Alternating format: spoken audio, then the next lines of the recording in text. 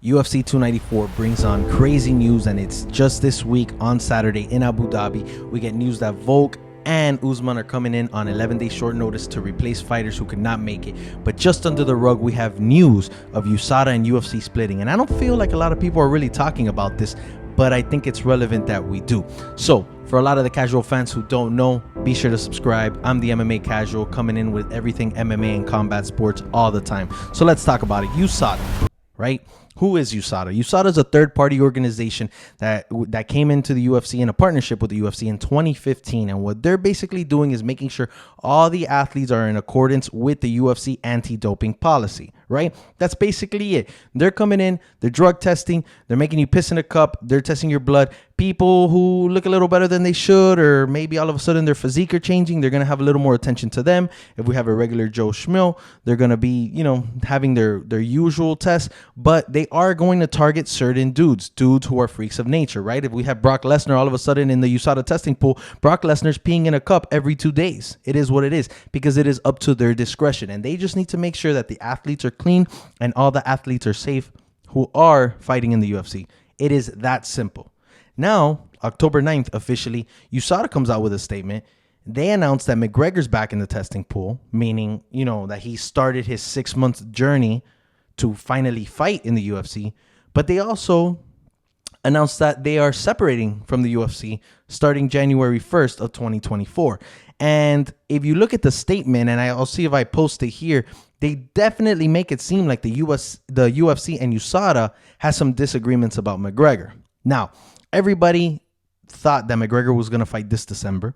And then now, as he's been a little slow to get into the testing pool, we're thinking more UFC 300. If you ask me, I don't think you throw McGregor in UFC 300, because I think UFC 300 sells itself. I think you give McGregor a different card and you blow that up, because it's going to be crazy. So let's say you have your UFC 298 Conor McGregor and then UFC 300, 3 title fights. They're both going to do crazy numbers. If you mix McGregor and UFC 300, you lose the potential of 2 huge cards rather than just having UFC 300, blow everybody out of the water. But back to USADA. USADA announces that they're no longer going to be partnered with the UFC, and everybody says, why? Were there disagreements? Because if we count now, let's say in the beginning of October, McGregor's officially in the testing pool. He could fight, so it'd be 1 month, November, December, January, February, March, April. UFC 300 is supposed to be sometime in spring of 2024. We're looking at like a March card. So if we don't think Conor McGregor is going to be ready for a UFC 300 card, I think if we're the UFC, we say, hey, sorry, we need our star to perform. Now, when USADA comes out with this statement, the next day the UFC comes out. You had Nowitzki and Campbell, and then, of course, Dana White was on the Pat McAfee show, and he says that, it's scumbagism what they've done, because it wasn't an announcement. It was sort of a narrative. It was basically saying the UFC and USADA are no longer partners, and McGregor's the reason why. So they come out and they basically say that that's a completely false narrative. It's not the truth whatsoever. They always claim that they wanted McGregor to be in the testing pool for 6 months and that there should be no exception. And I think us as fans, I think we all have to agree that that's what we want. I want Conor McGregor to fight.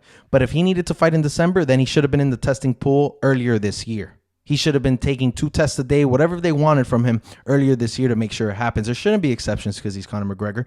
And some people are not going to like that. But the reality is, if we want MMA and the UFC to be legitimate, if we want the organization to be legitimate, if we want it to be like an MLB, NFL, NBA, NHL, all these huge leagues, we have to make sure that we are consistent. We cannot be breaking the rules just because we have a star athlete.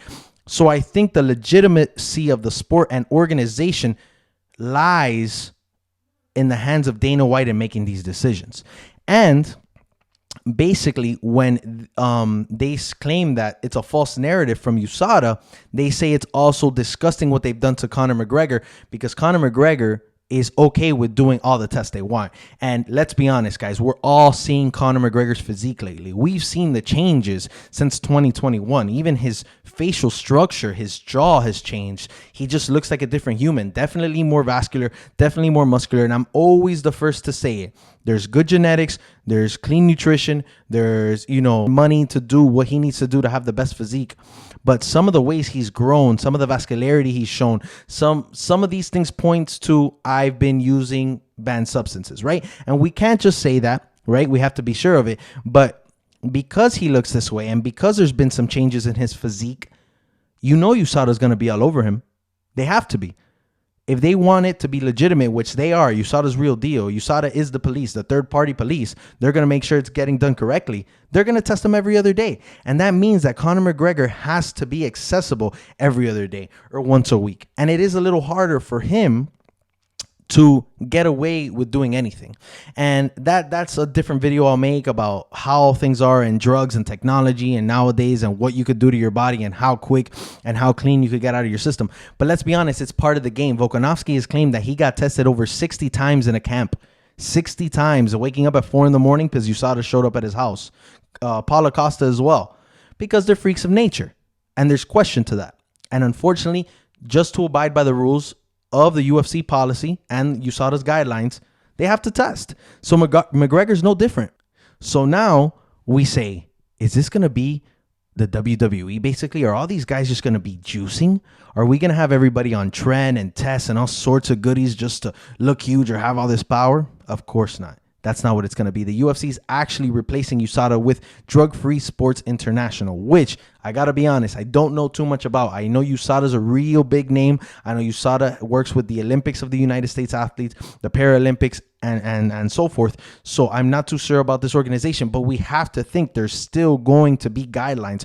There's still going to be a limit. Now, the question is, whose credibility are we questioning? Are we questioning USADA or are we questioning the UFC? Because when you look at it, it looks pretty bad for the UFC because USADA has no reason to really distance themselves for the UFC or have this split. Why, after 8 successful years of USADA, is the UFC choosing to not have USADA as their partner and third-party anti-doping organization? That the UFC has a reason. Because if the UFC all of a sudden wants Conor McGregor to fight in January or a February card, guess what? USADA can't be around.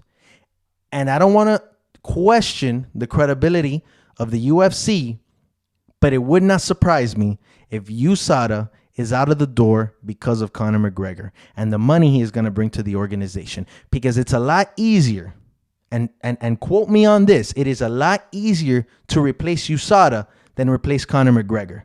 We could find a third-party anti-doping organization. We could find that. We can't find another Conor McGregor. And we can't find someone who's going to headline a pay-per-view and break numbers like Conor McGregor. That just doesn't come out of the woodworks. That's not a brochure I could pick up or a phone call to some of my buddies who know someone who's a CEO of a company. So, did the UFC replace USADA because of Conor McGregor? I think so. Let me know what you think in the comments, guys. Be sure to subscribe. I'm the MMA Casual.